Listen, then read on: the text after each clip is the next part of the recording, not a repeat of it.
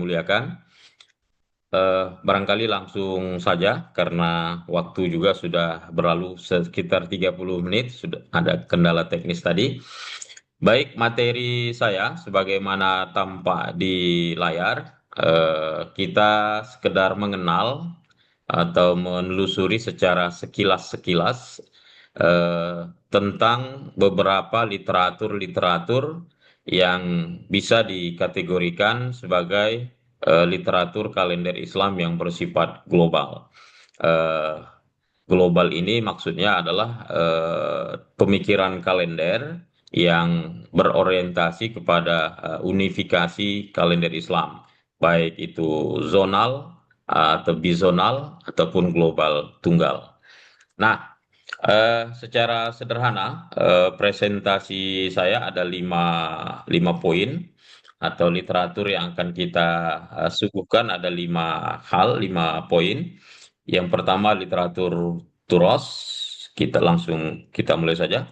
Nih, jadi rekan-rekan semua, saya sudah merekonstruksi paling tidak sejumlah literatur Turos atau secara spesifik dari karya-karya berbagai mazhab, terutama 4 mazhab populer, mazhab Hanafi, Maliki, Hanabilah, dan Syafi'iyah, yang kesimpulannya adalah paling tidak 3 mazhab, mazhab Hanafi, Maliki, dan Hanabilah itu sepakat menyatakan bahwa eh, kalender yang bersifat global itu atau sistem penanggalan atau penentuan awal bulan secara spesifik itu mesti bersifat global atau umum. Yang itu ditunjukkan dengan eh, sabda Nabi atau hadis Nabi yang menyatakan puasalah kamu kalian karena melihat hilal dan berhari rayalah juga karena melihat hilal. Jadi hadis ini diterjemahkan oleh para ulama lintas mazhab atau paling tidak 3 mazhab tadi dengan bersifat global atau umum atau menyeluruh kepada seluruh umat Islam. Nah, bisa kita lihat di sini misalnya dalam mazhab Hanafi, ini saya kutip dari kitab Ad-Durrul Mukhtar, Syarh Tanwir Al-Absar wa Jami' Al-Bihar, karangan Al-Haskafi. Beliau mengatakan perbedaan matla ghair mu'tabar. Artinya keterlihatan hilal di satu tempat dan diberlakukan di tempat itu saja. Beliau mengatakan ghair mu'tabar. Ini sejumlah redaksinya saya potong langsung. Ghair mu'tabar. Dan lebih lanjut beliau mengatakan fayalzamu ahlul masyriqi bi ru'yati ahlil maghribi. Maka memastikan penduduk di kawasan timur itu menggunakan ru'yat kalangan atau penduduk di bagian barat. Nah, dan seterusnya. Begitu juga dalam kitab Al-Ikhtiyar li Ta'lil Al-Mukhtar karangan Ibnu Al-Maudud Al-Musili, beliau mengatakan fa'ila thabata fi baladin, kalau hilal itu sudah definitif di suatu negeri balad, lazima jami'a annas, maka itu memastikan semua orang, semua manusia, wala atibara biikhtilafil matali, dan tidak dipandang perbedaan matla. Jadi intinya dari mazhab Hanafi dan masih ada banyak lagi kitab-kitab dalam mazhab ini, intinya menyatakan bahwa penerjemahan pemaknaan hadis Nabi itu berlaku global atau konteksnya adalah global. Berikutnya mazhab Maliki juga demikian. Misalnya ini saya kutip dari kitab Al-Qawanin Al-Fiqhiyah fi Talkhis Mazhab Malikiyah wa Tanbih ala Mazhab Asy-Syafi'iyah wal Hanafiyah wal Hambaliyah. Nah, beliau mengatakan jika orang sudah melihat hilal Ramadan, fayajibu alaihi as-shaumu indal jumhur, maka mestilah berpuasa indal jumhur untuk semua umat Islam. Lalu apabila idza ra'ahu ahlu baladin lazima al-hukm ghairahum. Kalau hilal itu sudah terlihat oleh suatu penduduk di suatu negeri, maka wajiblah hukumnya itu untuk penduduk negeri yang lain di mana saja. Nah, intinya begitu. Begitu juga Al-Qarafi dalam kitab Al-Furuqnya, beliau mengatakan juga lebih kurang sama. Intinya menerjemahkan hadis Nabi itu bersifat umum atau global yang sekali lagi ini kita pahami sebagai eh, perumusan atau konteks atau konsep kalender yang bersifat global. Lalu berikutnya mazhab Hambali. Misalnya ini dari kitab yang ditulis oleh Al-Bahuti, ya, yang berjudul Kasyaf Al-Qina. Maaf ada tipu sedikit, Al-Qina atau Al-Qina an Matn Al-Iqna. Juga beliau mengatakan kalau hilal itu sudah terlihat, sudah definitif di tempat yang dekat atau yang jauh, maksudnya di mana saja, di timur atau di barat, lazima annas kullahum as-saum. Maka mestilah semua orang itu untuk berpuasa. Wa hukmu man lam yarahu hukmu man ra'ahu. Orang yang tidak melihat hilal itu dihukumkan mereka melihatnya. Jadi itu logikanya kira-kira kemarin hilal di Alaska sudah terpenuhi, maka orang di Indonesia, Muhammadiyah katakanlah begitu, walaupun tidak melihat hilal, itu dihukumkan seolah-olah sudah melihat hilal, yaitu hilal yang ada di Alaska. Apa argumennya? Liqaulihi sallallahu alaihi wasallam, karena hadis Nabi yang menyatakan sumu liru'yatihi dan seterusnya, yang ini difahami oleh Al-Bahuti, Syekh Al-Bahuti, wa huwa khitabun lil ummah kaffah. Jadi konteks hadis ini itu diperuntukkan untuk seluruh umat Islam secara keseluruhan. Begitu juga Ibnu Qudamah dalam karyanya Al-Mughni juga menyatakan demikian. Ini kita lewatkan saja. Nah, jadi intinya rekan-rekan semua, tiga mazhab ini menyatakan mendukung atau memahami hadis Nabi itu bersifat umum atau global, kira-kira begitu ya. Kecuali mazhab Syafi'i ya, mazhab Syafi'i atau Syafi'iyah berkecenderungan kepada ikhtilaf al-matali atau matlaq lokal, yang intinya kalau hilal terlihat di satu tempat maka hanya berlaku di tempat itu atau di teritorial tertentu yang disepakati dan seterusnya, yang di Indonesia kita kenal dengan wilayatul hukmi dan seterusnya. Betapapun matlaq lokal ini masih ada pembagian lagi mengenai jaraknya, lokasinya, ada yang sejarak masafatul qasr, solah ada atau ada 24 parsak dan lain-lain. Jadi ada pendetailannya lagi, kira-kira begitu. Nah, itu yang pertama dari literatur Turos. Yang kedua, saya juga telah merekonstruksi dari literatur ensiklopedi fikih atau Al-Mawsu'ah Al-Fiqhiyah. Paling tidak ini ada empat, sudah saya telusuri, saya baca, yang menyimpulkan sekali lagi empat kitab ini, Al-Mawsu'ah Al-Fiqhiyah Al-Kuwaitiyah, kitab Al-Fiqh Al-Madhahib Al-Arba'ah, Syekh Abdurrahman Al-Jaziri, lalu Al-Fiqh Al-Islami wa Adillatuhu, Syekh Wahbah Az-Zuhaili, lalu Al-Fiqh Al-Madhahib Al-Khamsah, Jawad Mughniyah. Keempat literatur ini itu menyimpulkan bahwa memang tiga mazhab tadi itu memahami atau menerjemahkan hadis itu bersifat umum atau global. Yang ini sekali lagi menegaskan atau mendukung kalender yang bersifat global. Sekali lagi kalender yang bersifat global itu tidak hanya KHGT ya. Jadi kalender global model apa saja, apakah bizonal, trizonal, ataukah global tunggal, itu dalam tanda petik mendapat atau didukung oleh empat kitab ensiklopedi fikih ini. Dan detail masing-masing isi dari empat mausu'ah atau ensiklopedi ini sudah saya tulis dalam buku saya. Oke, kita lanjut.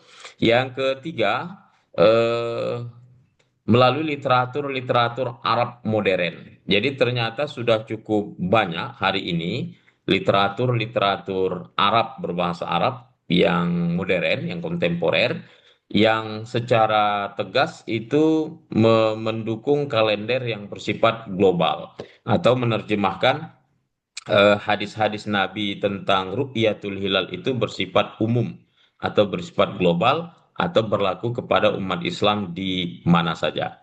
Jadi ini misalnya kitab Al-Qamar At-Thali, ini kitab yang sangat luar biasa menurut saya.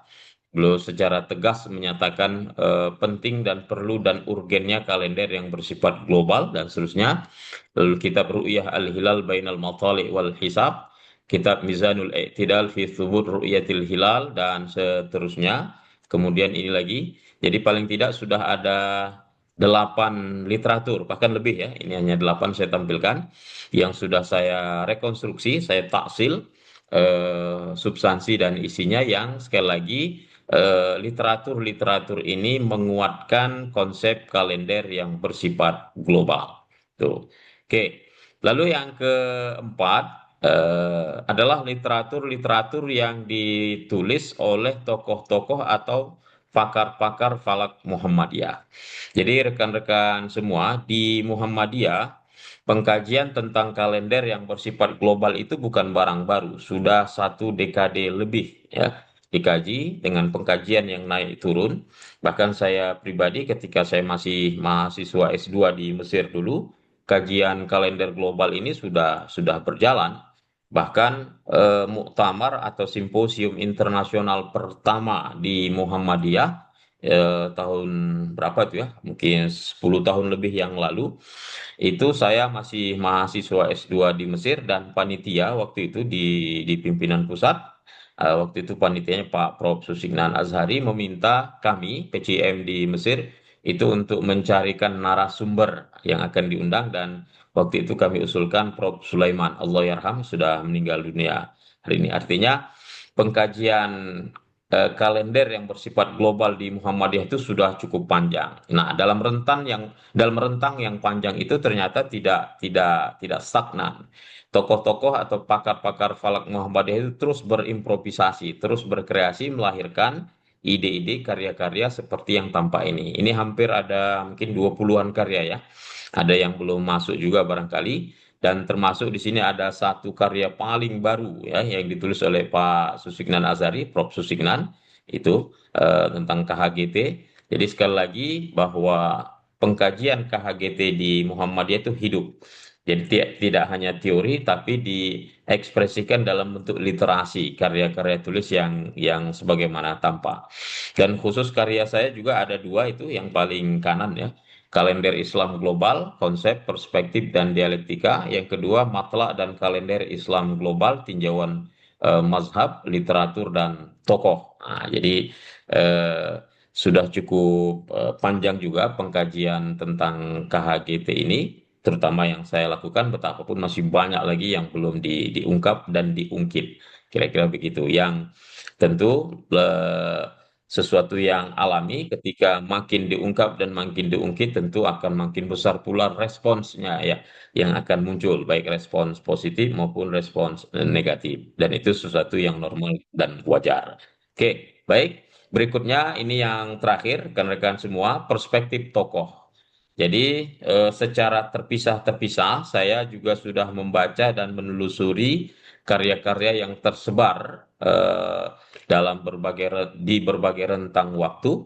Misalnya ini Ibnu Taimiyah dalam karyanya Majmu'ah Al-Fatawa. Patut dicatat penjelasan beliau tentang ini cukup panjang bahkan sangat panjang. Tapi ada satu bagian yang beliau menguatkan bahwa penetapan awal bulan tanggal 1 atau penetapan awal Ramadan dan Syawal itu dia mesti kolektif. Nah, kira-kira begitu. Ini misalnya eh, eh, paling ujung misalnya annahu ra'ahu bimakanin minal amkinah qaribun aw ba'idun wajaba as-shaum. Jadi kalau hilal itu sudah terlihat dan mungkin terlihat baik dekat atau jauh maka wajiblah puasa dan seterusnya. Intinya beliau menyarankan persatuan ya unifikasi umat Islam. Lalu Asy-Syaukani dalam kitab Nailul Autor juga demikian. Intinya beliau menyatakan idza ra'ahu ahlu baladin lazima ahlul biladi kulliha. Kalau hilal sudah terlihat oleh satu penduduk di suatu negeri, maka wajiblah, mestilah itu berlaku juga untuk penduduk negeri-negeri yang lainnya. Kemudian Al-Qannuji dalam kitab Ar-Raudhah An-Nadiyah Syarh Ad-Dural Al-Bahiyah juga menyatakan sama dalam karyanya ini bahwa keberlakuan hilal itu bersifat global. Artinya cukup satu saja di satu tempat lalu diberlakukan atau diikuti oleh umat Islam di mana saja. Intinya unifikasi atau global tunggal, kira-kira begitu. Lalu berikutnya ini Syekh Ahmad Muhammad Syakir. Ini orang Mesir, ahli hadis yang sangat terkenal. Ternyata beliau ini lihat wafatnya itu beliau tahun 1958 miladiah. Berarti beliau sudah menyatakan ini sebelum tahun wafatnya. Artinya sudah setengah abad lebih yang lalu ternyata pemikiran kalender global itu sudah ada. Jadi misalnya ini di dua baris terakhir langsung kita baca anna awwala syahri yajibu an yakuna fi hadhil qurrati al-ardiyati yauman wahidan. Jadi bahwa awal bulan itu mesti atau wajib di planet bumi ini yauman wahidan, satu hari. Jadi ini yang istilah dalam KHGT itu satu hari satu tanggal di seluruh dunia. Jadi istilah atau prinsip satu hari satu tanggal di seluruh dunia itu bukan yang pertamanya itu bukan dari KHGT Muhammadiyah, tapi salah satunya dalam rekonstruksi historis paling tidak sudah diucapkan oleh Syekh Ahmad Muhammad Syakir sekitar setengah abad lebih yang silam. Kira-kira begitu. Berikutnya lagi ternyata di Indonesia itu pemikiran matlak global atau Ittihad al-Matali ternyata itu sudah ada, kira-kira begitu. Dan ini diantaranya dikemukakan oleh Tengku Muhammad Hasbi As-Siddiqi, orang Aceh ya. Dalam bukunya ini, Awal dan Akhir Ramadan, Mengapa Harus Berbeda, beliau menyatakan, dalam masalah ikhtilaf al-matali atau perbedaan letak geografis, masalah ijtihad bukan masalah nas. Maka tidak ada salahnya kita memilih atau mentarjihkan pendapat yang tidak menggunakan ikhtilaf al-matali. Artinya lebih baik menggunakan ittihad al-matali. Artinya ini unifikasi. Penyatuan kalender seluruh dunia. Kira-kira begitu. Nah ini yang patut kita lihat. Beliau ini wafat tahun 1975. Artinya sekali lagi pernyataan beliau ini beliau ucapkan sebelum tahun 1975. Jika rekan-rekan ingat, di dalam konferensi internasional atau dunia yang cukup populer itu pernah dilakukan di Istanbul, Turki. Itu tahun 1978. Yang itulah dia yang merumuskan ketinggian hilal 5 derajat dan elongasi 8 derajat yang diadopsi dalam putusan Turki yang terbaru tahun 2016. Jadi pemikiran kalender yang bersifat global itu ternyata lebih dulu di Indonesia dibanding Turki. Turki dulu tahun 1978. Kalau di Indonesia secara pribadi oleh Pak Hasbi As-Siddiqi ini sebelum tahun 1975. Jadi dalam hal ini kita bisa menyatakan di Indonesia sebenarnya sudah ada kepeloporan tentang perumusan kalender yang bersifat global ini. Di antaranya dicetus atau diinisiasi oleh Tengku Muhammad Hasbi As-Siddiqi. Kira-kira begitu.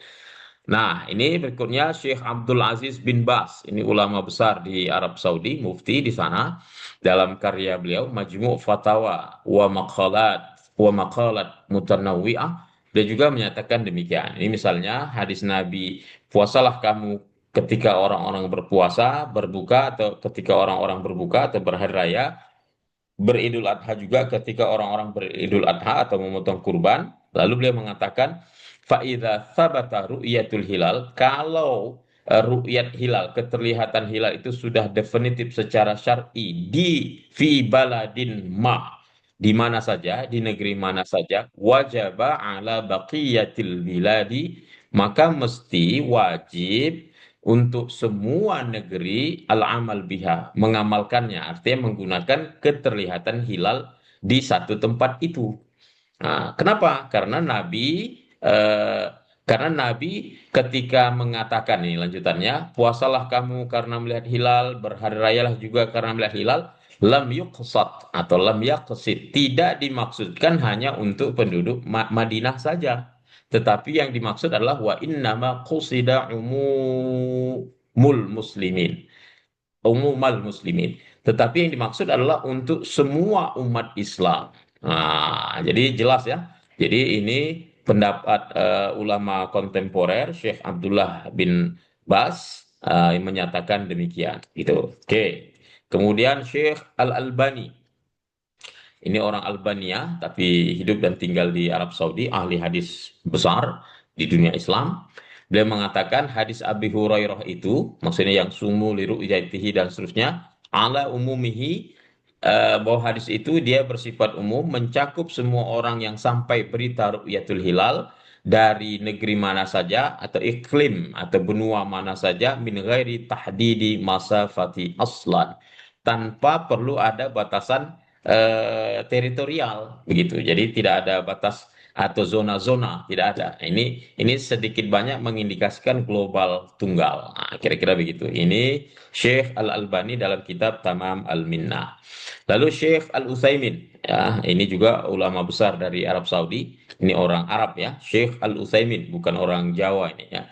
Dalam kitabnya At-Ta'liq ala Sahih Al-Muslim. Nah, beliau mengatakan, kalau keterlihatan hilal itu sudah definitif secara syar'i di mana saja di bumi ini, baik di timur atau di barat atau di utara atau di selatan, maksudnya di mana saja, apakah di Alaska, apakah di Afrika, apakah di Mesir, apakah di Indonesia, lazima as-shaum jami'an nas, maka wajib puasa untuk semua manusia. Nah, seluruh umat Islam maksudnya. Nah, begitu juga ini beliau sudah menjelaskan cukup panjang yang intinya sama. Nih, wajibah, misalkan ini baris ketiga, baris keempat, di bawah wajibah ala jami'il muslimin. Maka wajib untuk semua umat Islam an ya'malu bihukmi hadhihi ru'ya shauman wa iftaran. Kalau hilal sudah terlihat, wajib hukumnya berpuasa dengan menggunakan keterlihatan atau ru'yah itu baik untuk puasa maupun hari raya dan seterusnya. Gitu. Oke, kemudian ini seperti yang terakhir. Jadi kitab ini At-Taqwim Al-Qamari Al-Islami Al-Muwahhad karangan Insinyur Jamaluddin Abdul Razik dari Maroko. Ini kitab yang paling komprehensif yang membahas tentang kalender yang bersifat global, terutama kalender global tunggal. Dalam buku ini buku ini juga sudah diterjemah ke bahasa Indonesia, sudah diterjemah oleh Pak Prof. Samsul Anwar, orang Muhammadiyah. Inti buku ini adalah adanya konsep 48 jam atau yang disebut dengan hari universal. Lalu ada konsep transfer imkan ru'yat, nah, lagi ada tipu sedikit, konsep transfer imkan ru'yat atau ru'yat, konsep awal hari, bahwa awal hari itu tengah malam, lalu ada 3 prinsip dan 7 syarat. Penjabaran cukup komprehensif walaupun diuraikan secara singkat dan padat, kira-kira begitu. Nah, penutup atau kesimpulan rekan-rekan semua, jadi pemikiran kalender global itu sesungguhnya telah eksis dan populer sejak lama. Jadi kalau kita kaitkan dengan KHGT Muhammadiyah, sebenarnya eh, usulan atau proyek Muhammadiyah itu dengan KHGT-nya itu bukan barang baru, bukan ujuk-ujuk, bukan inisiasi terbaru, tapi sudah ada pemikiran-pemikiran tentang kalender global itu yang telah muncul sebelumnya yang Muhammadiyah mengkombinasi, ya, mengkomparasi, mengkolaborasi berbagai pemikiran itu menjadi KHGT yang notabene-nya KHGT itu sendiri sebenarnya berdasarkan atau berasal dari hasil putusan Muktamar Turki tahun 2016. Lalu berikutnya matlak global atau Ittihad al-Matali pada dasarnya dari rekonstruksi literatur yang kita lakukan tadi itu merupakan pendapat jumhur ulama atau jumhur fuqaha. Jadi ini silahkan rekan-rekan nanti bisa merekonstruksi ulang apakah benar demikian atau tidak. Paling tidak dalam sejauh bacaan saya, terlebih di pamungkas dengan literatur ensiklopedi fikih modern tadi menguatkan sekali lagi bahwa Ittihad al-Matali itu adalah pendapat jumhur fuqaha. Lalu dalam konteks Muhammadiyah, diskursus atau kajian atau dinamika dan dialektika KHGT itu telah dikaji dalam waktu yang lama. Dan dalam waktu yang lama itu menghasilkan banyak literasi atau literatur seperti yang sudah kita tunjukkan tadi. Jadi intinya ada banyak literatur tentang kalender global yang ini mengindikasikan, menunjukkan bahwa kalender yang bersifat global itu adalah kebutuhan manusia di era modern, kebutuhan umat Islam secara global yang menurut Muhammadiyah atau menurut siapa saja yang punya pemikiran kalender yang bersifat global itu tidak bisa ditawar-tawar lagi. Dia adalah kebutuhan urgen yang harus dipenuhi selain merupakan sebagai identitas dari peradaban Islam, sebagai marwah dari peradaban Islam, saat yang sama dia adalah kebutuhan dari umat Islam itu sendiri tentang pentingnya sistem waktu atau pengorganisasian waktu dalam kehidupannya, baik yang berkaitan dengan sipil administratif dan terutama adalah yang berkaitan dengan ibadah. Wallahu a'lam bishawab. Itu barangkali yang bisa saya sampaikan. Mudah-mudahan pemaparan atau informasi yang singkat ini ada manfaatnya, ada wawasan yang bisa diambil untuk kita semua. dalam mengkaji, memahami kalender yang bersifat global, terutama KHGT yang dicetus atau diusulkan oleh Persyarikatan Muhammadiyah. Demikian, saya akhiri. Assalamualaikum warahmatullahi wabarakatuh. Waalaikumsalam warahmatullahi wabarakatuh. Ya, baik, terima kasih kami ucapkan kepada Bapak Dr. Haji Arwin Juli Rahmadi Butar-Butar MA atas penyampaian materi yang sangat luar biasa. Menarik dan tentunya sangat membuka wawasan kita terhadap kalender global ya. Nah, dari pemaparan yang telah disampaikan, kita dapat mengambil beberapa poin penting. Ada 5 poin penting tadi ya, tentang literatur Turrots, kemudian literatur ensiklopedia fikih, kemudian ada juga dari literatur-literatur Arab modern, literatur KHGT Muhammadiyah, dan perspektif tokoh. Nah, dari literatur Turrots tadi ada beberapa pendapat mazhab. Itu ada pendapat mazhab Hanafi, ada dari beberapa kitab, ada Ad-Dur Al-Mukhtar, Syarh Tanwir Al-Absar wa Jami Al-Bihar.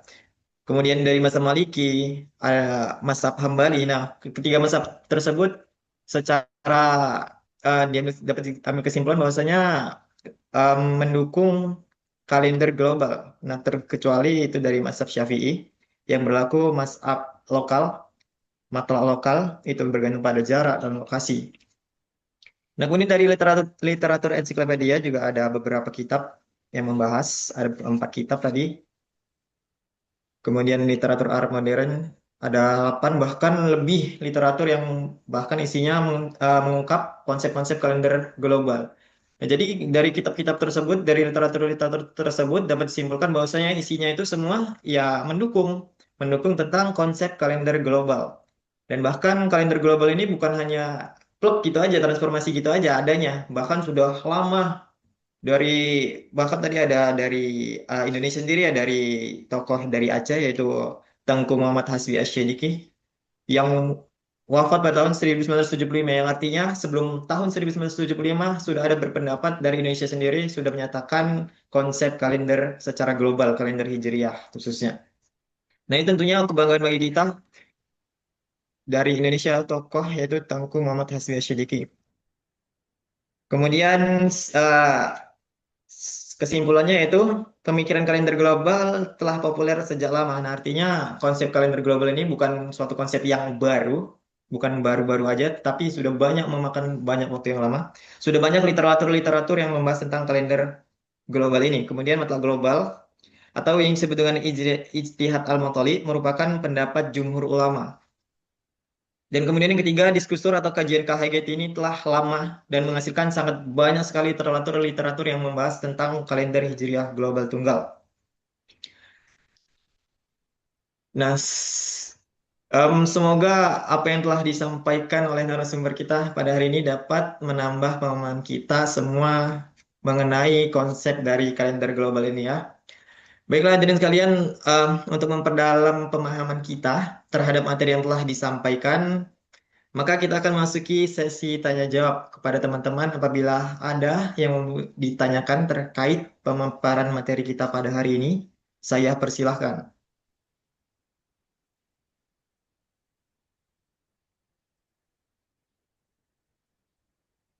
Oke, ini izin Bapak, ini ada dari kolom komentar, ada yang sudah bertanya nih Pak. Bahkan dari jam 10.47 tadi ya, masih pemaparan materi juga sudah ada yang bertanya. Nah, ini dari Bapak Ahmad Sulfi Fafiru. Assalamualaikum warahmatullahi wabarakatuh. Waalaikumsalam warahmatullahi wabarakatuh. Izin bertanya untuk buku berjudul KHGT karya Profesor Susinan Asari dan 100 tahun kalender Islam global karya Profesor Oman Fathur Rahman, apakah bisa didapatkan di toko buku seperti Gramedia? Izin pertanyaannya Bapak. Pertanyaan pertama. Oke, ya, mungkin langsung aja.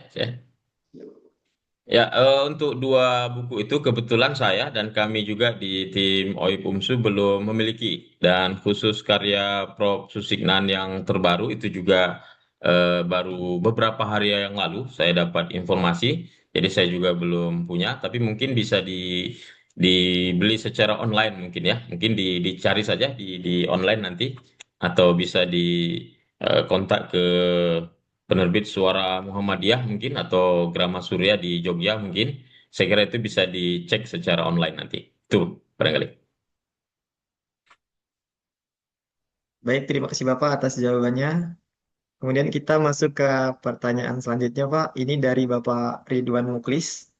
Izin bertanya, apa maslahat untuk Indonesia memaksakan menggunakan kalender Hijriah global tunggal? Malah membuat perpecahan nih. Dalam tataran teori mungkin oke lah, tapi tataran praktek justru memecah belah. Karena Muhammadiyah tidak punya otoritas dalam hal ini. Lihat Fatwa bin Bas tadi yang dikutip jangan dipotong karena ada nasihat untuk tetap ikut negeri masing-masing.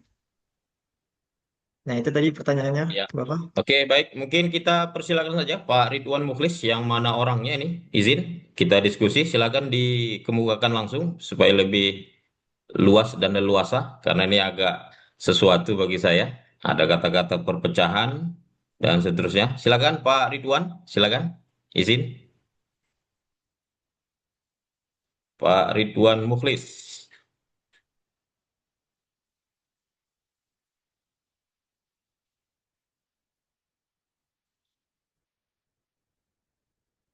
Bisa dipersilakan Pak Dila, Pak Ridwan ya. Oke, izin Bapak, Pak Ridwan boleh mungkin boleh membuka mengaktifkan audio dan videonya.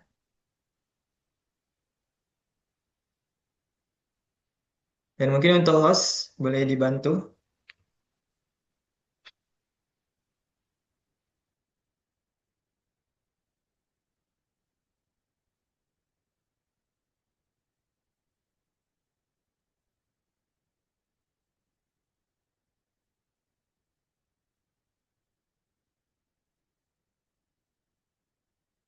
Ya, silakan Pak Ridwan Mukhlis.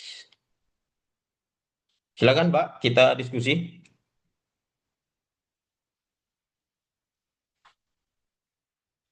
Mungkin saya hanya ingin konfirmasi perpecahan itu bagaimana konteksnya, konsepnya, dan maksudnya begitu, eh, dan yang lainnya.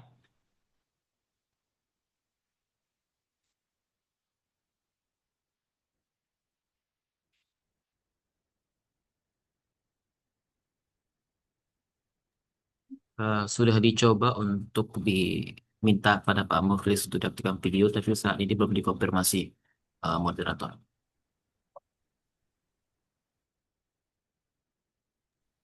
Oke, baik, terima kasih, Marihan. Izin Bapak, ini mau kita tunggu beberapa menit atau lanjut ke pertanyaan berikutnya? Ya, lanjut aja.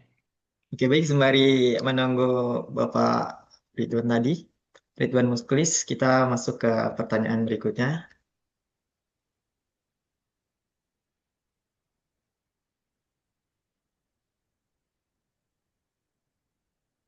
Nah, ini ada pertanyaan dari mahasiswa kita, Pak, dari Kak Wardah Hidayah ini. Izin bertanya, Pak, bagaimana literatur pendukung KHGT merumuskan ulang pemahaman terhadap hadis sumuli ru'yati? Berpuasalah karena melihat hilal. Apakah mereka menggeser definisi melihat dari objek fisik atau rukyat menjadi objek perhitungan atau hisab berdasarkan argumen kitab atau pemerintah umum untuk seluruh umat? Nah, izin Bapak, itu untuk pertanyaan selanjutnya Ya, dari Kak Wardah Hidayah ini. ya, baik. Terima kasih. Pertanyaan yang bagus dari Wardah ya, semester 6 ya. Lupa saya. 6 atau 3 ya? Semester 4, Bapak. Semester 4. Oh iya, oke. Ya, benar. Jadi memang bahkan hampir hampir semua konsep penentuan awal bulan yang menggunakan parameter imkan ru'yat berapa saja.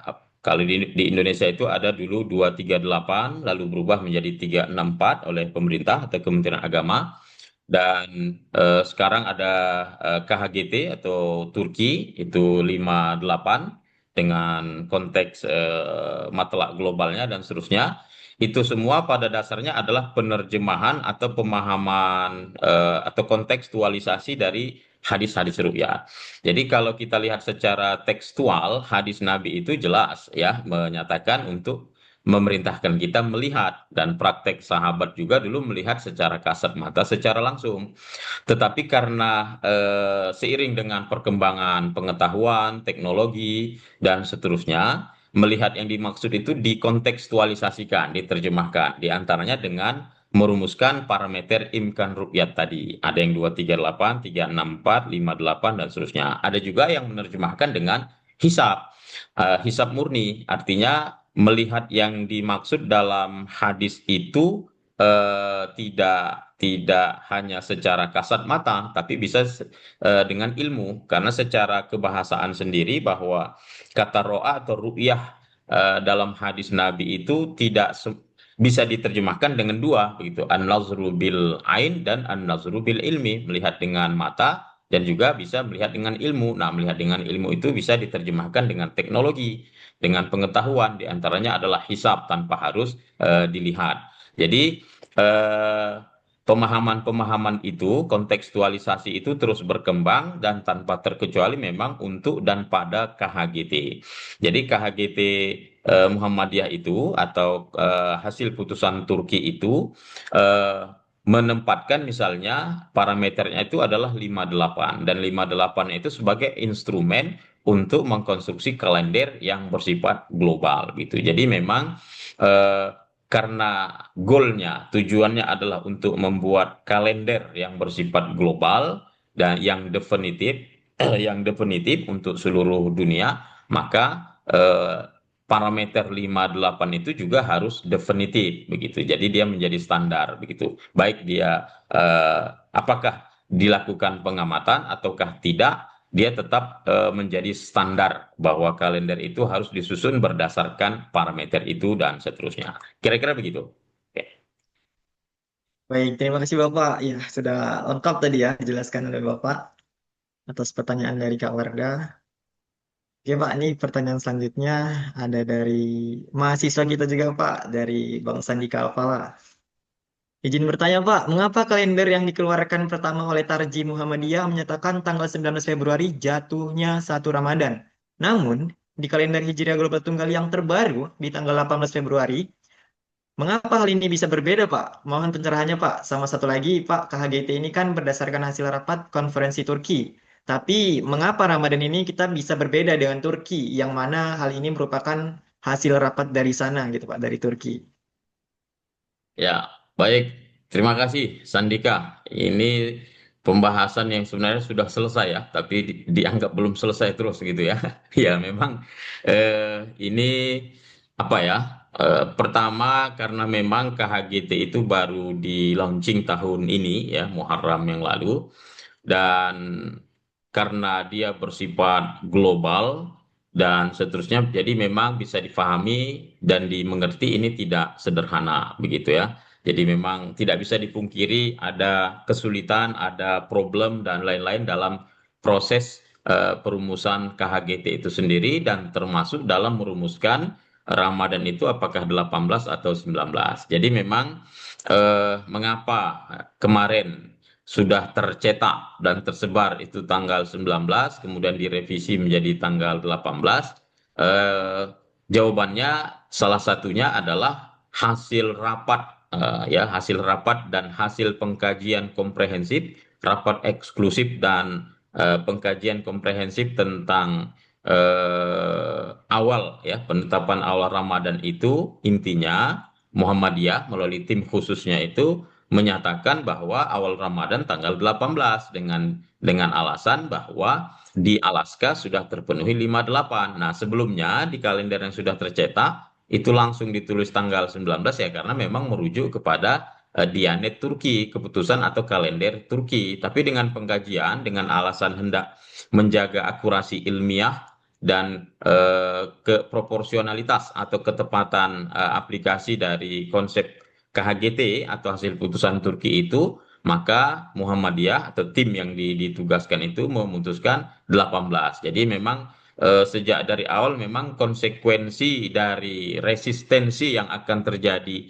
perubahan dari tanggal 19 menjadi 18, terlebih tanggal 19 itu sudah tercetak kalender se-Indonesia, itu memang sudah sepenuhnya disadari begitu. Tapi sekali lagi, karena kalender ini tidak bisa berdasarkan nego, katakanlah begitu, atau sekedar mengikut dan seterusnya. Tapi di situ ada akurasi ilmiah yang harus dijaga dan kita memandang jauh ke depan bahwa sebuah kalender itu harus definitif, harus bisa dipertanggungjawabkan, betapapun tetap ada plus minusnya dan seterusnya. Muhammadiyah memutuskan dengan keputusan yang cukup alot, yang kebetulan saya sendiri pun ikut di dalamnya. Jadi memang dinamikanya, dialektikanya itu cukup luar biasa begitu.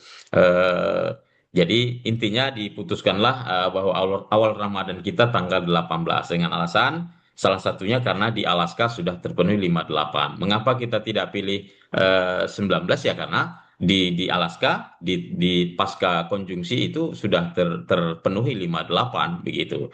Adapun Diyanet Turki yang menetapkan tanggal 19 tidak menganggap di Alaska yang sudah terpenuhi 58 itu sudah terpenuhi. Jadi itu menurutnya belum, selain dengan alasan atau faktor-faktor yang lain seperti kepadatan penduduk dan lain-lain. Jadi pertimbangan-pertimbangan yang sebenarnya lebih kepada teknis, bukan substantif dari konsep atau kalender yang dicetuskan, baik kalender Turki maupun kalender KHGT tersebut. Kira-kira begitu jawabannya.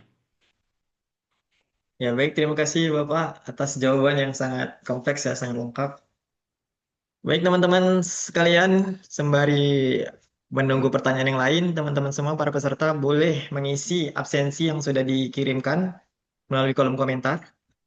Mohon diisi absensinya karena melalui absen tersebut nanti akan dikirim e-sertifikatnya, e-sertifikat kegiatan kita pada hari ini. Jadi dimohonkan untuk seluruh peserta untuk mengisi link kehadiran tersebut. Ya baik, kepada teman-teman yang lain, peserta yang lain, apabila ada yang mau ditanyakan terkait materi kita pada pagi hari ini, kami persilahkan.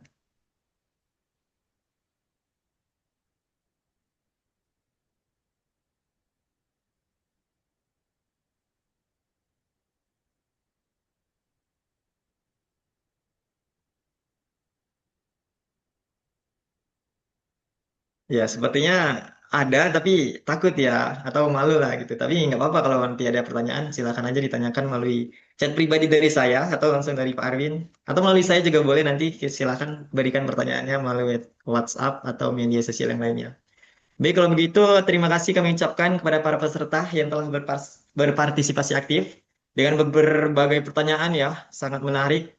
Serta kami ucapkan terima kasih kepada Bapak Dr. Arwin Jeli Rahmadi Butar, MA yang telah memberikan jawaban dan penjelasan yang begitu jelas ya.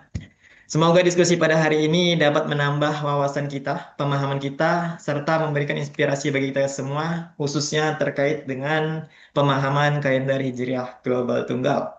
Baik, seluruh peserta, teman-teman semua, Bapak dan Ibu, sebelum kita mengakhiri kegiatan ini, saya mengajak seluruh peserta untuk melakukan sesi foto bersama sebagai dokumentasi kegiatan kita pada hari ini.